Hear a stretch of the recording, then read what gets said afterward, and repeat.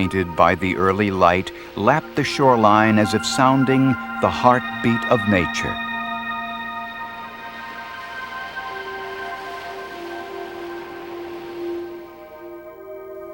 As morning gives way to the rising sun, the land awakens.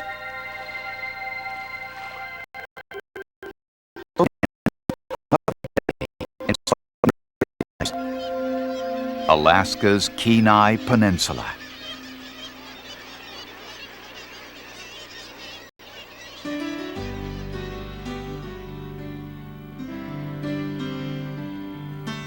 The Kenai Peninsula is one of Alaska's most popular destinations.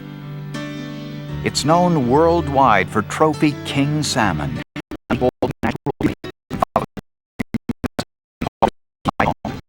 From Hope to Homer, Seldovia to Seward, we'll explore Alaska's Kenai Peninsula.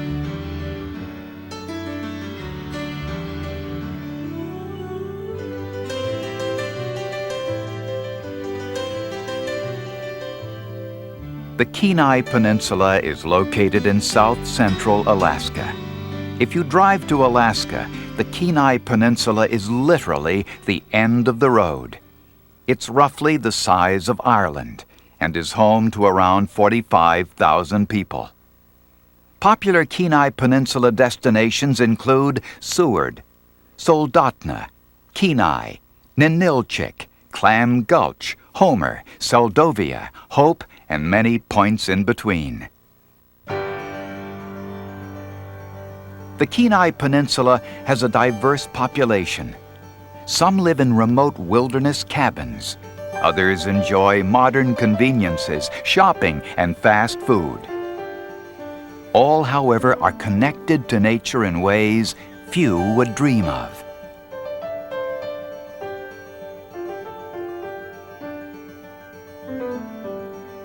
They live in the shadow of active volcanoes. They share the land with wild animals. Peninsula residents live in a land steeped in history, a land still very much a frontier. The name Kenai comes from the Kenaitze Athabascan Indians, who have lived in the area since about 500 AD. The first native people discovered a bounty of salmon, abundant game, and a moderate maritime climate. The same qualities which attract visitors and residents today.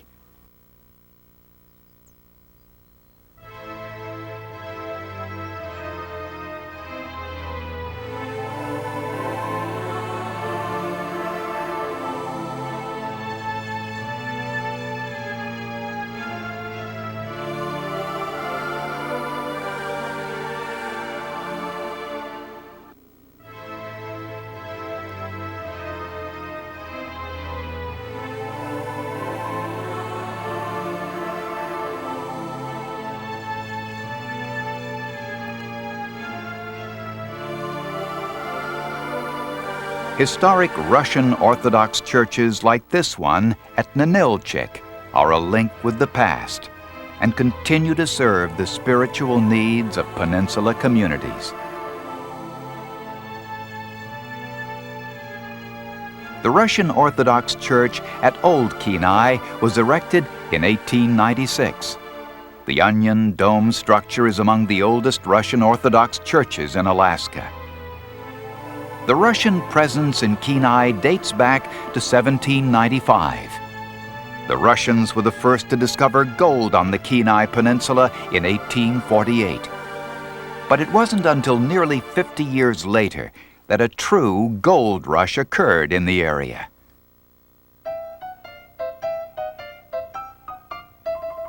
Rumors of huge discoveries along the north coast of the peninsula brought nearly 5,000 men to the Hope Sunrise area on Turnagain Arm in 1895. Miners arrived by the boatload in Seward. Many would spend their first winter in tents and log shacks. They traveled overland on crude, muddy trails hacked through mountain passes. Several of these trails are still used today. The Resurrection Pass Trail was a major overland supply route to Hope. Today, this scenic trail through the wilderness is popular among hikers and skiers, with several simple Forest Service cabins available along the way. The Resurrection River still attracts weekend miners with gold fever. They work along the gravel banks, searching their pans for color while dreaming of the big strike. Of course, gold miners have always been big dreamers.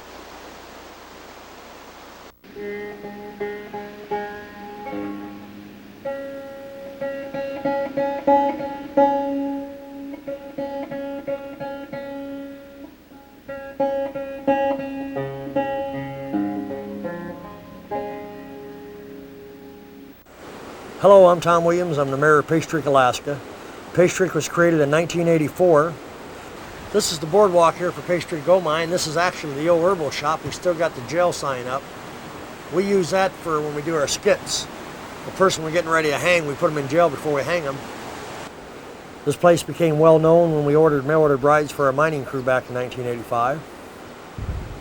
Most of them left with the brides. This here is my tool. I use it for prying, cutting. I pop open bedrock to pluck out gold nuggets. I throw it every day. I chop with it. I cut wire with it.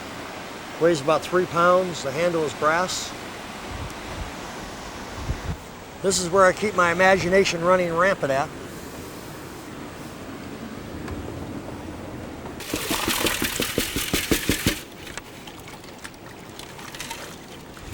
The idea with gold panning, the gold is 19 and a half times heavier what this rock and sand and gravel is. The idea is to get the rock and the gravel out of your pan.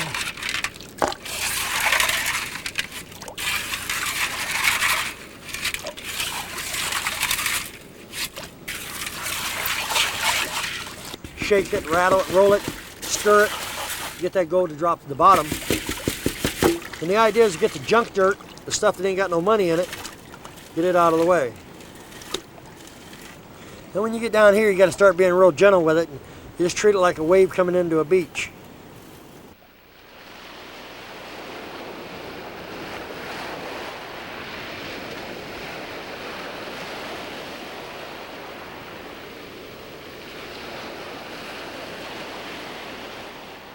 The town of Hope has a year-round population of about 200 and several seasonal visitors.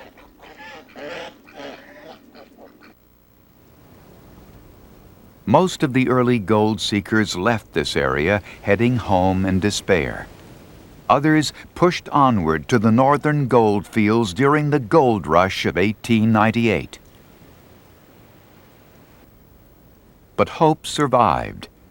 Today, this historic gold rush town is a living reminder of days gone by.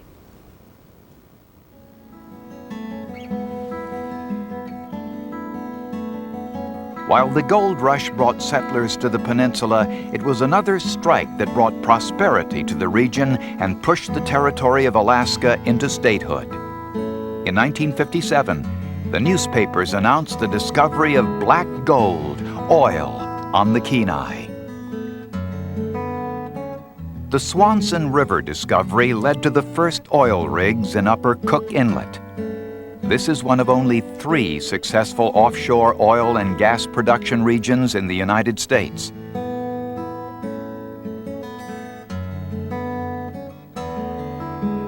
Miles of underground pipelines feed large storage tanks. Petroleum refineries are major employers in Kenai and Nikiski. Oil and gas development is the region's leading industry.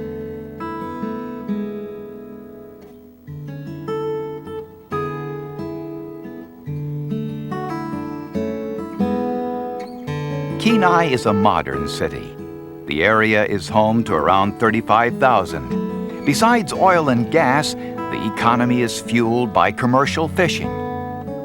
Commercial fishermen fill their boats and nets with salmon and halibut, bringing jobs and prosperity.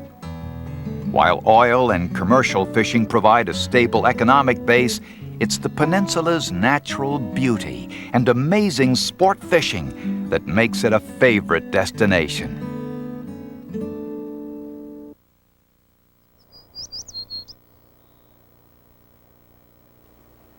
The views of Kachemak Bay from the town of Homer are stunning. Homer is known as the end of the road.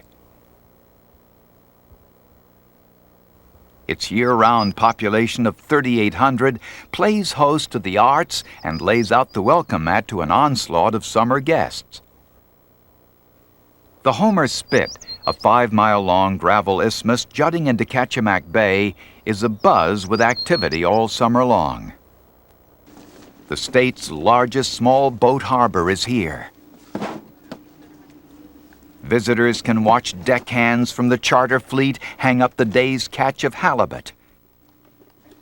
The boardwalks on the Homer Spit are filled with funky shops, selling everything from tie-dyed t-shirts to the best fish and chips in the world. And no sailor worth his salt can walk past the historic Salty Dog Saloon without stopping in for his daily ration. Throughout the summer, tents and campers pop up along the beach, providing temporary housing for cannery workers, or spit rats as they're locally known. Many might consider a fish factory job unpleasant, but Alaska's fishing industry provides summer adventure for young people from all over. Well, I met people from all over the country, from the Philippines, and really just people, who had a strong desire to be in the fishing industry. A lot of first-timers, a lot of what they call greenhorns, people who are doing it for the first time, and a lot of people who have done it for years. This is my first fishing industry experience, and I've worked on a seiner for 2.5 months, and I enjoyed it. It was hard work, but paid well, and it was an experience, that's for sure. Just before sunup, a familiar scene at the Homer dock. These anglers are on a quest for a large, flat fish with both eyes on the right side of its head. Halibut. All right. We're out of here. Make yourselves comfortable. Playing through. Miles to find these lunkers of the deep.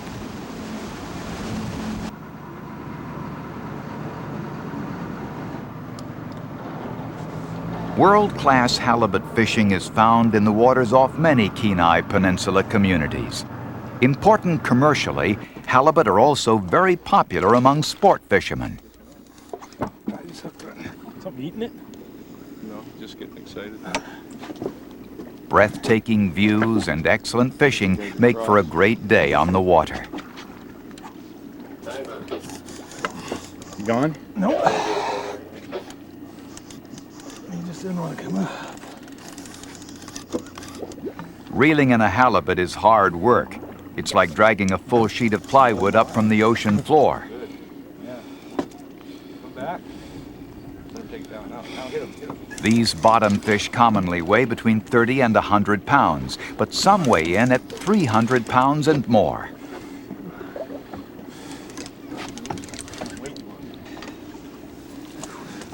That there is a 25-pound halibut. A good day of halibut fishing can fill a freezer, providing a family with tasty white fish all winter long.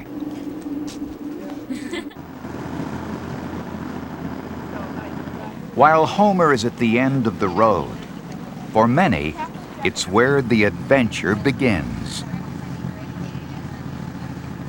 All summer long, people board the ferry Danny J. Destination, Halibut Cove.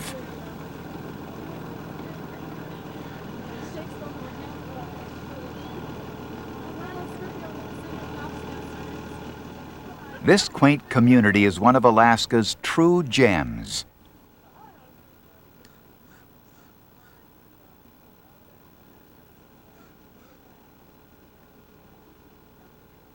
Charming houses sit on stilts. Weather-tested skiffs chug to secret fishing spots. It's the kind of place where nobody hurries, but folks keep busy all day long. These rich waters were once home to a huge herring population. In the 1920s, large canneries made this protected harbor something of a boom town. But it wasn't long before overfishing depleted the herring stocks and the canneries closed. But the locals always seemed to know where to find ample supplies of crab, shrimp, halibut, and salmon.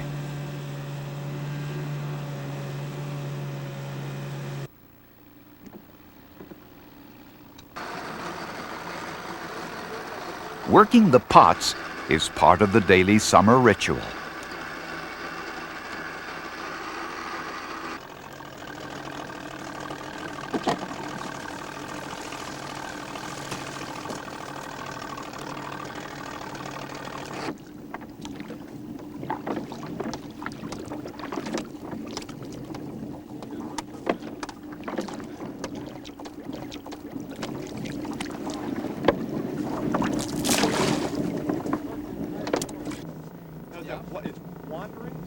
Each year, visitors from all over the world come to visit Halibut Cove, carrying home tales of this magic island tucked away on a far corner of Kachemak Bay.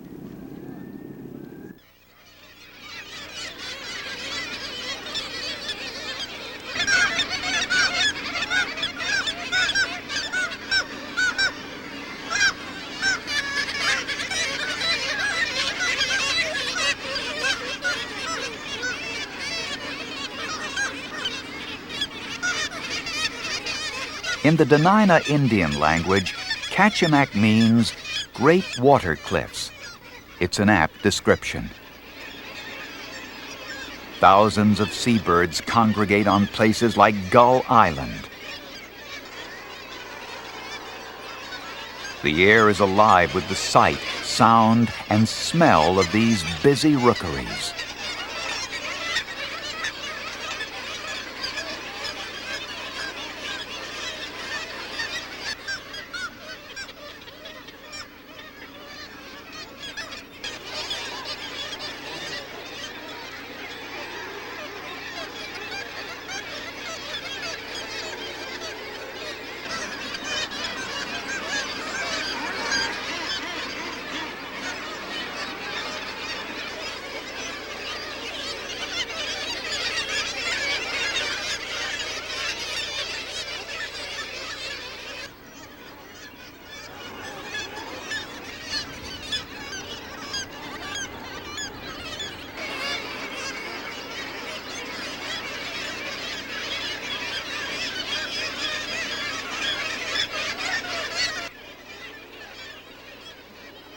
Seals sun themselves on warm rocks.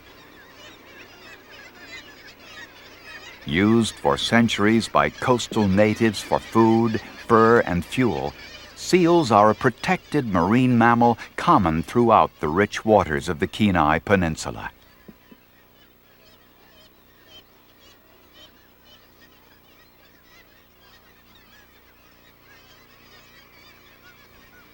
These cautious creatures slip beneath the cold ocean waters searching for fish, crustaceans, and squid, sometimes staying submerged for an hour at a time.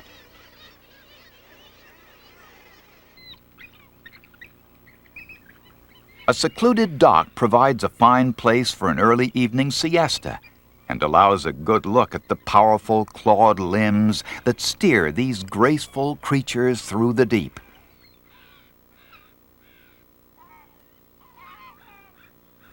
Their expressive faces and sensitive eyes remind us of our own ancient bonds with the sea.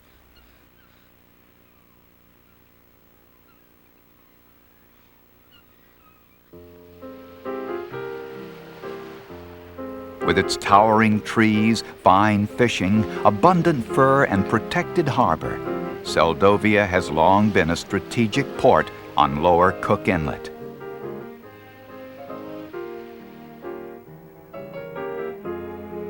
Over the centuries, the area was inhabited by Eskimos, Indians, Aleuts, Russians, and Scandinavians. While only fragmentary evidence remains of early Native American settlements on Kachemak Bay, Russian documents from at least 1844 speak of Seldovia, meaning roughly Herring Bay. Once the transportation and supply hub of all of Cook Inlet, by the turn of the century, Seldovia had several large canneries, employing many of the local natives, plus a large contingent of migrant fishermen. Native elder Nick Elksnit remembers the way Seldovia used to be. Salmon was plentiful there those days. Moose was game like moose, and ptarmigan was plentiful during the winter, you know.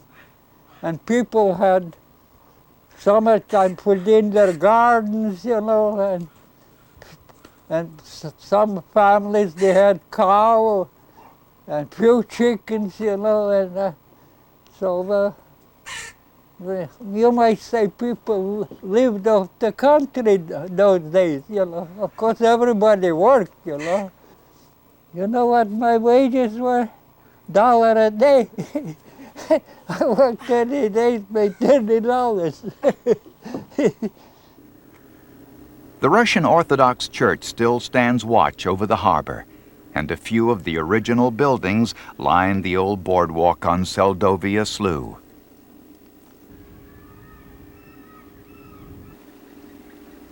The Good Friday earthquake of 1964 was particularly cruel to Seldovia, and the town today looks very different from its days as a fishing boomtown.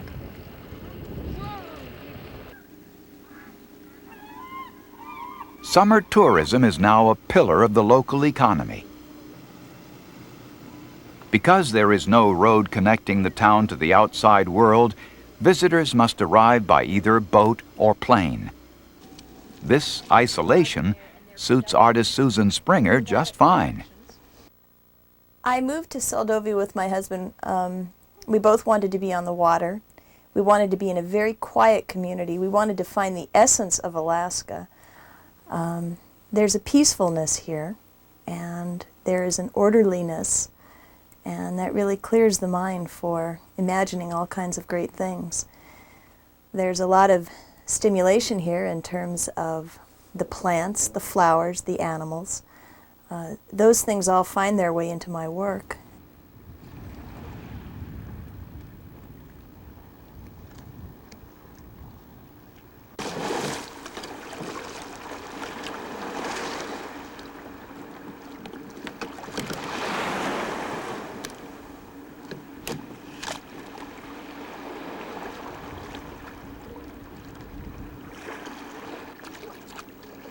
One of the best ways to travel the protected waterways of coastal Alaska is by ocean kayak.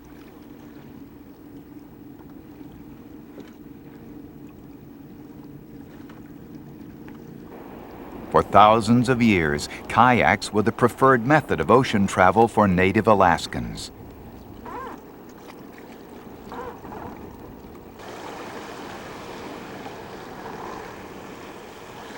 A low center of gravity makes a kayak remarkably stable, even in rough seas.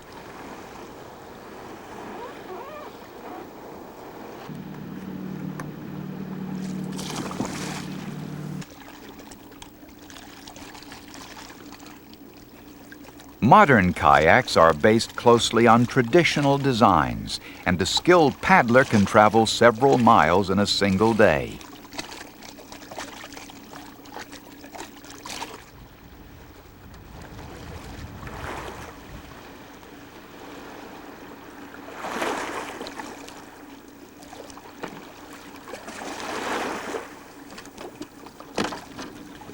Ideal for overnight trips to remote beach sites, kayaks are often seen exploring the secret coves and remote lagoons of the Kenai coast. Little boat that could.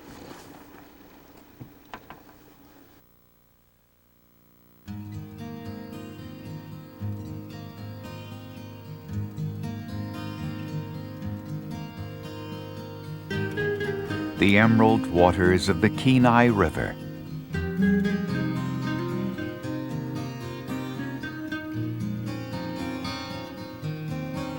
The Kenai originates high in snowy mountain ice fields, winding through lakes and canyons, across forested valleys and tundra, through villages inhabited for centuries. Its powerful currents flow year-round across the western peninsula, emptying into Cook Inlet. Providing water, transportation, and food for countless generations, the Kenai River is the largest river on the peninsula.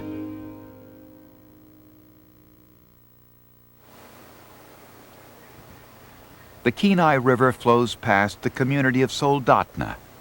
For 9 months of the year, Soldotna is home for around 4,000 Alaskans. In the summer, it's a supply hub for fishermen. And when the fish are biting, the population triples.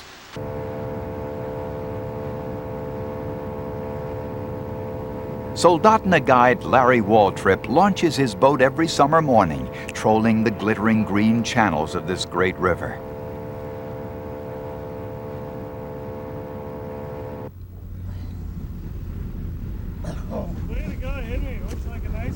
Anglers worldwide dream of hooking into a Kenai king.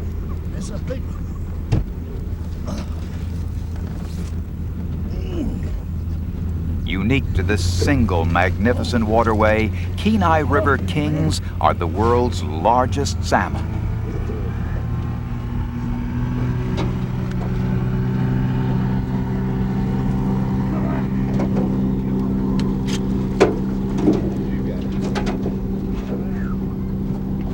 Alert to subtle changes in water temperature and clarity, Larry uses years of careful observation and a bit of luck as he and his clients battle these powerful, elusive trophies.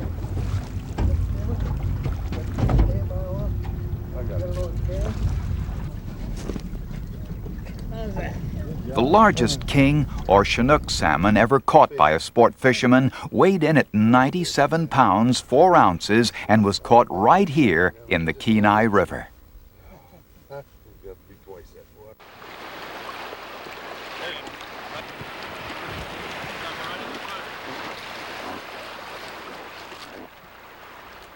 Although not as large as Kenai River kings, the kings of the Kasilof River to the south make for a wonderful fishing experience.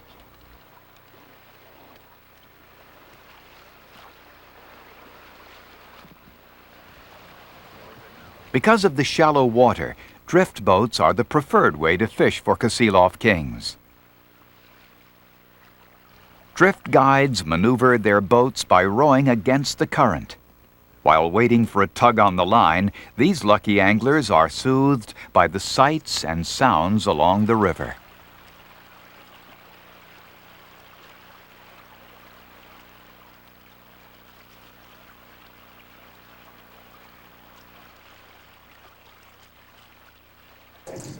What's that? All right. All right. Woo! Yeah, I think that's a keeper. What do you think, Dad?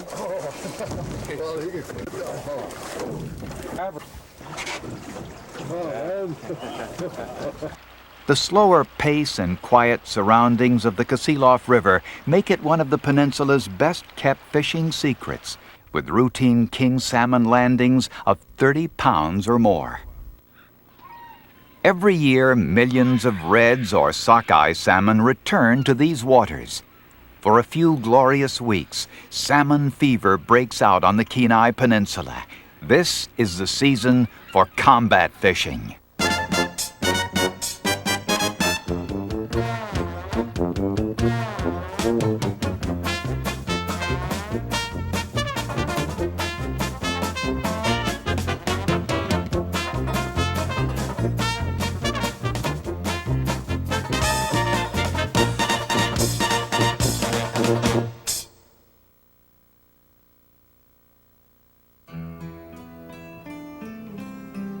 The sockeye salmon life cycle is a fascinating example of nature's genius.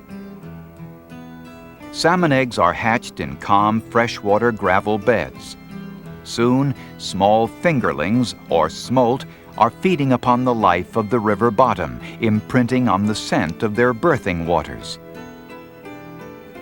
From here, they head downstream to the sea, feeding sometimes for several years on a rich ocean diet. Beginning in early summer, streams of the Kenai Peninsula are filled with great runs of salmon. Sockeye salmon are particularly plentiful and can be seen fighting their way upstream past nets and hooks, waterfalls and rapids in an unending struggle to return to the precise location of their birth. Here they spawn, laying their eggs to begin the cycle once more.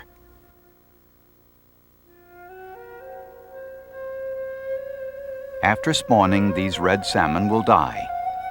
They are a common sight in calm pools and lakes, bright red, ghostly, decaying, their life's work complete.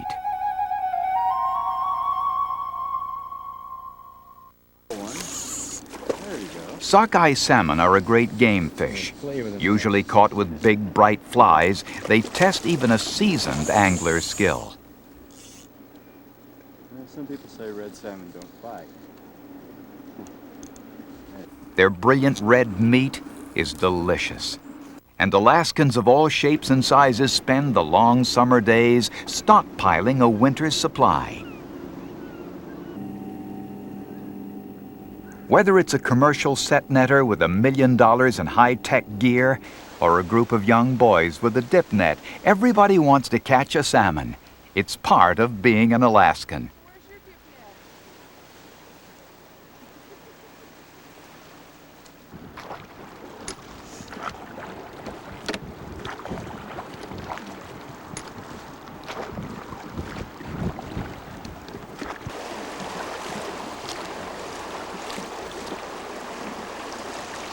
If you're not interested in fishing, you can still enjoy the Kenai River experience.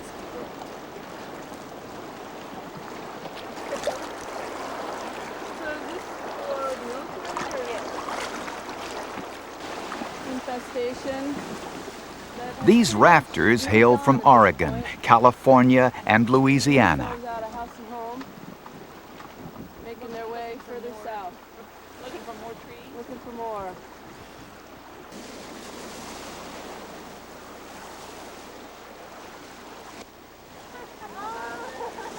Some sections of the Kenai River provide thrilling whitewater challenges, but most rafters enjoy a relaxed trip. Been left behind and ground up. And then up above there's about, I don't know, 4, maybe 6.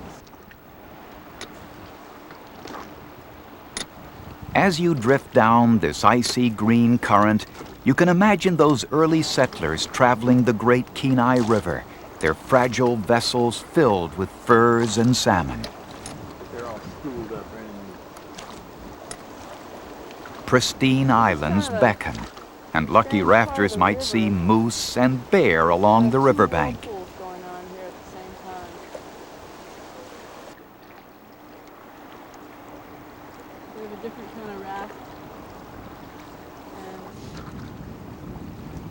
The rafters are now in the Kenai National Wildlife Refuge.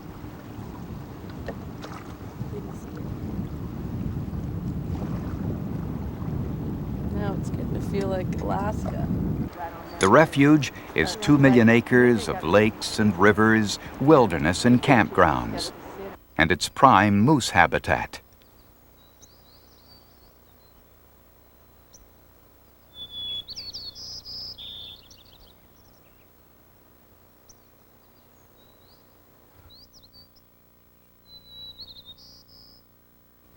Powerful swimmers and persistent engineers, beavers are constantly reshaping the Kenai wetlands.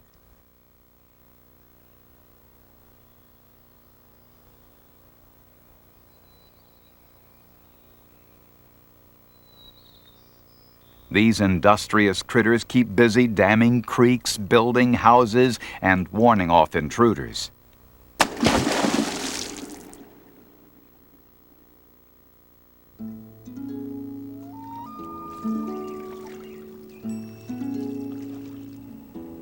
There's perhaps no better sign of the wilderness than seeing a pair of loons on an alpine lake.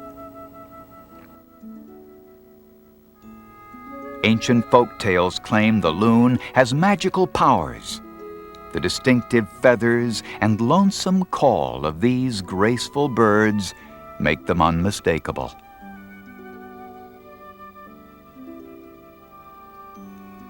With a heavy body close to the density of fresh water, this loon can slide beneath the surface with little turbulence. His streamlined shape allows him to disappear without a trace into the clear water. The early morning fog on Summit Lake presents a surreal backdrop for a midsummer's dream. Like apparitions from a medieval fairy tale, these elegant trumpeter swans glide across the mirrored waters. The trumpeters are the largest swans in the world. Nearly 8,000 of these graceful birds make their nests in Alaska. Swans mate for life and often travel together in extended families, feeding on aquatic vegetation.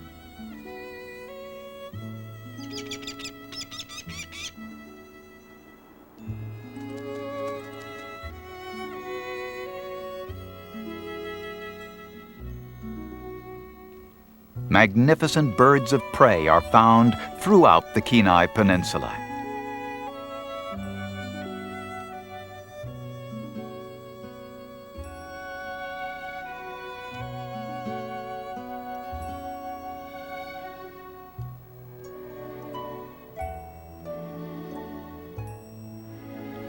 There's nothing quite like the sight of a bald eagle in flight.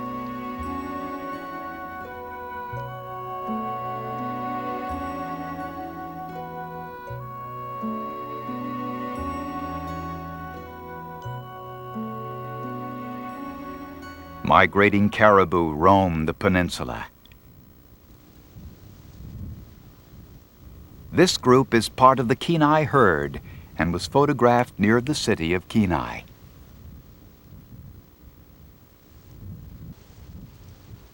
Members of the deer family, caribou are the wild cousins to the domestic reindeer. Both male and female caribou have antlers. A bull may weigh over 600 pounds.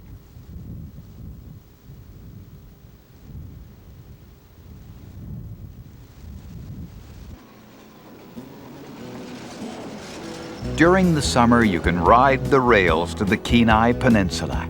It's all aboard to Seward. The railroad was originally built to service the gold fields of interior Alaska.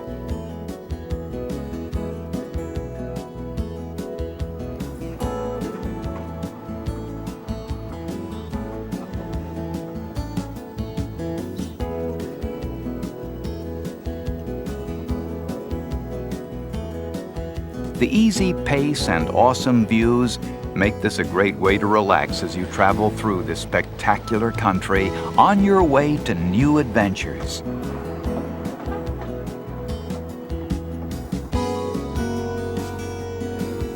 Bye now. Nice trip. Thank you.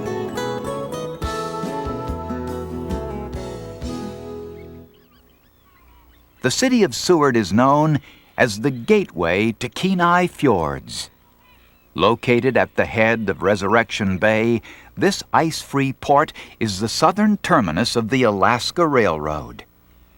Some 3,000 Alaskans call Seward home, and thousands more spend time here during the summer. Named after William Seward, architect of Alaska's purchase from Russia, this is the place to be on the 4th of July.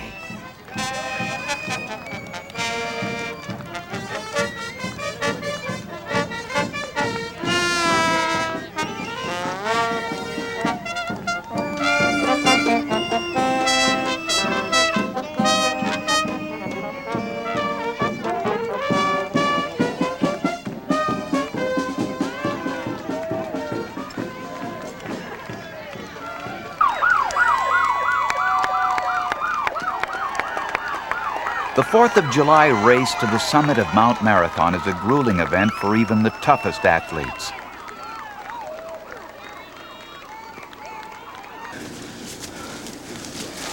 Hundreds of runners, young and old, challenge the mud, rocks, steep slopes, and weather in a wild free-for-all held every year, rain or shine, since at least 1915.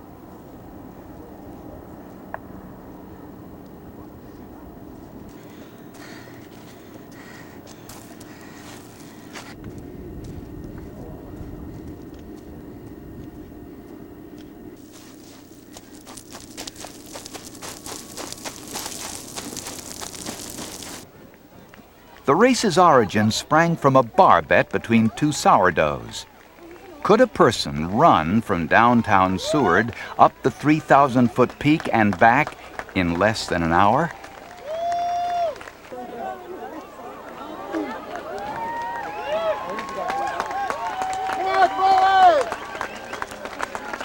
Olympic ski racer Bill Spencer holds the record at 43 minutes and 23 seconds.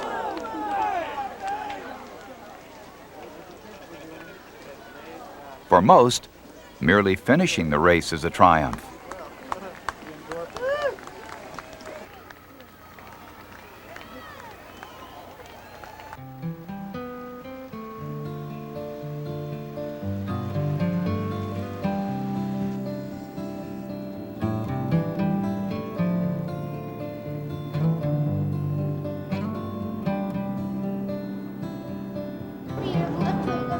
The Seward Harbor is home to commercial fishing boats and pleasure craft, a huge coal loading facility, summer cruise ships, and container vessels that supply the cities of Alaska's interior. The boardwalk is a gathering place for locals and tourists alike.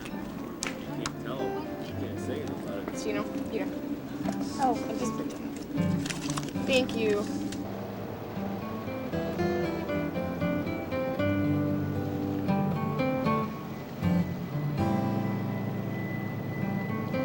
Captain Eric Olson of Kenai Fjords Tours spends his summer guiding visitors to one of Alaska's most spectacular destinations, the Kenai Fjords. Barely out of the harbor, the boat is greeted by a playful sea otter in Resurrection Bay. Once hunted to near extinction by Aleuts, enslaved by Russian fur traders, the sea otter has made a remarkable comeback. Feasting on the abundant shellfish found in these rich icy waters, the sea otter leads a life most teenagers would envy, eating, sleeping, swimming, and preening.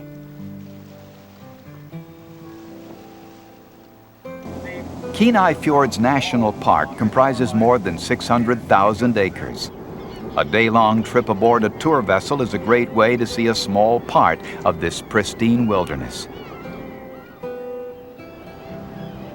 Huge trees hang from steep cliffs, and primordial rock formations jut upwards from the depths.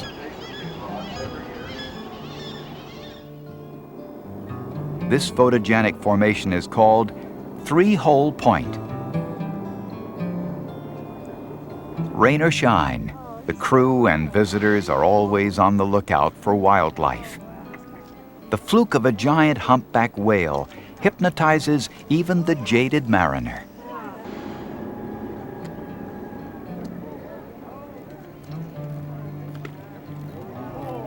Humpback whales migrate to these nourishing waters from the wintering grounds in Hawaii and Mexico. They are a photographer's delight, sometimes surfacing right next to the boats. If they're lucky, visitors will watch spellbound as one of these gentle giants leaps into the air in a playful breach.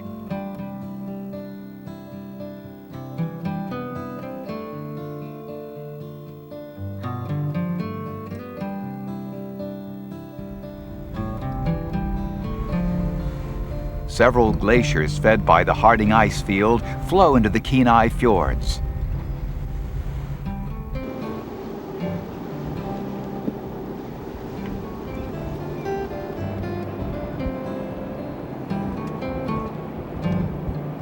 The Holgate Glacier towers 600 feet above the water.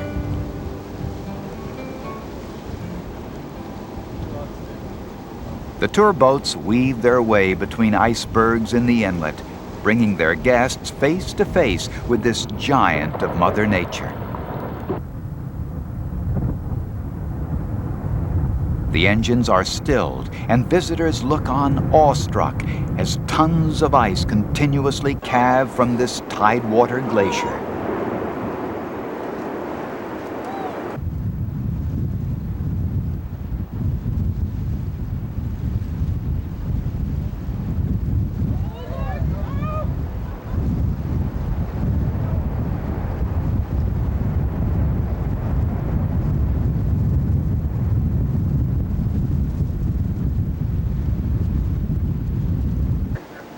In the nearby Chiswell Islands, stellar sea lions lounge about on rocky beaches.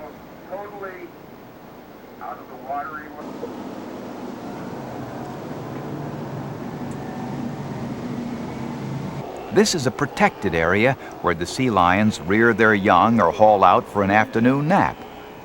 Well, this is a real good view of these guys. We're going to head back towards Seward. Male will live anywhere between 18 and 24 years, and female between 26 years, whereas the female will be drawn into a head. Overhead, 100,000 migratory seabirds nest in the protected cliffs. The crashing waves and cries of kittiwakes fill the air. As many as 20,000 tufted and horned puffins nest on these isolated rocks, nicknamed the beehives.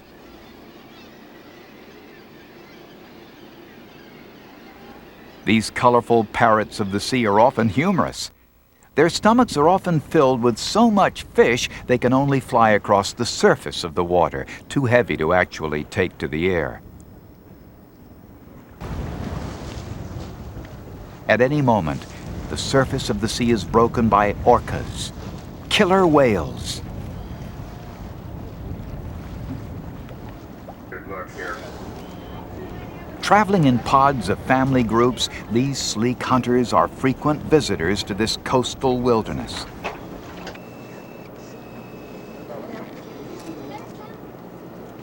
These are young animals for their food source, their fish.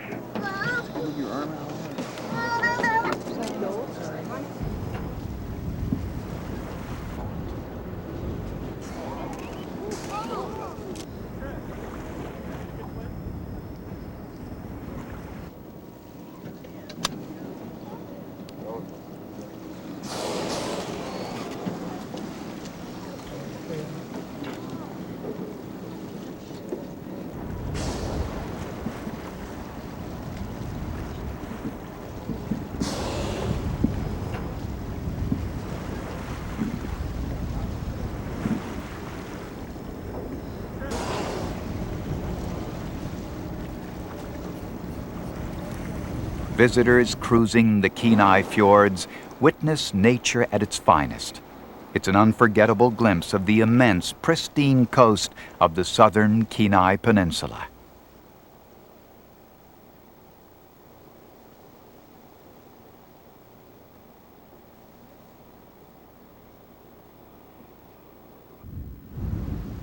More than 24 glaciers spill out of the giant Harding ice field, the huge icy plateau that feeds nearly all of the great rivers of the Kenai Peninsula.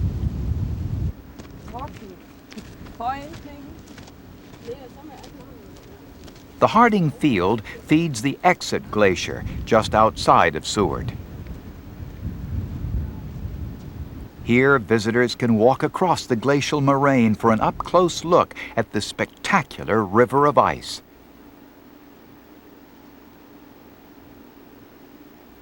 Far from being static geologic formations, glaciers appear almost alive, constantly in motion, twisting, melting, grinding the rock beneath to fine dust.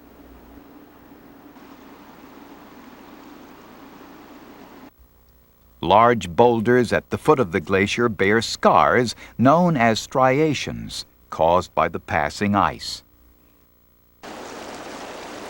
Glacier silt mixes with the meltwater to form frigid, silty rivers that wind their way to the sea. Like most of the world's glaciers, the Exit Glacier is receding, having moved several miles since records were first kept nearly a century ago.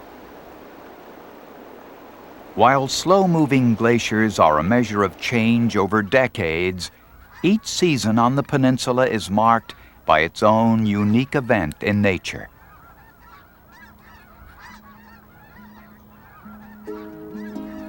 Spring arrives on the wings of snow geese.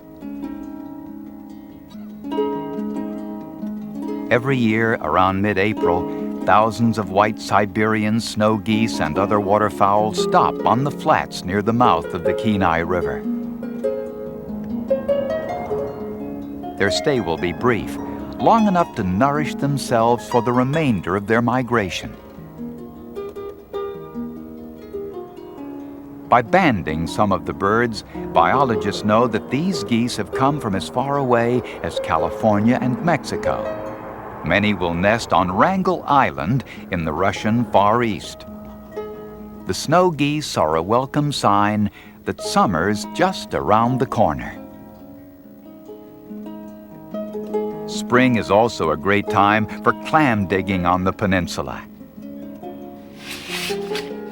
Minus tides attract all ages to the sandy beaches from Kasilof to Anchor Point.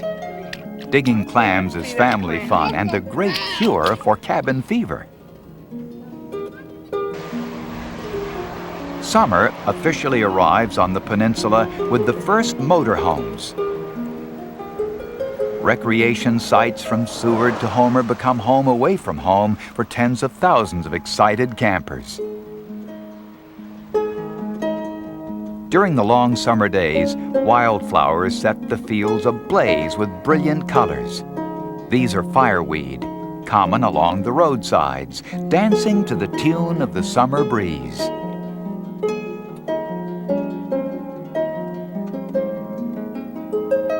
Alaskans know that once the fireweed loses its blossoms and great columns of geese appear overhead, the summer is almost over.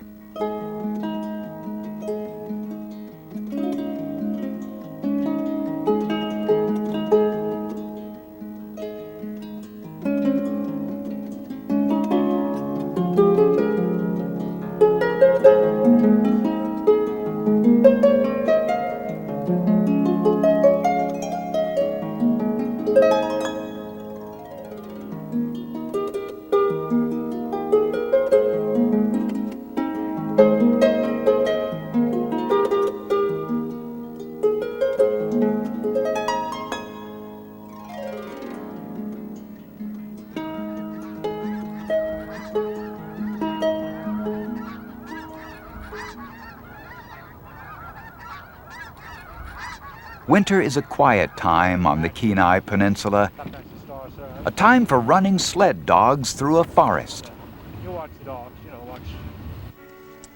a time for skiing over fresh mountain snow.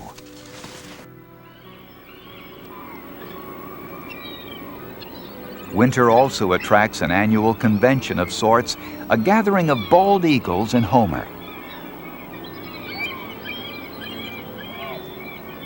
It's all part of the rhythm of life on Alaska's Kenai Peninsula.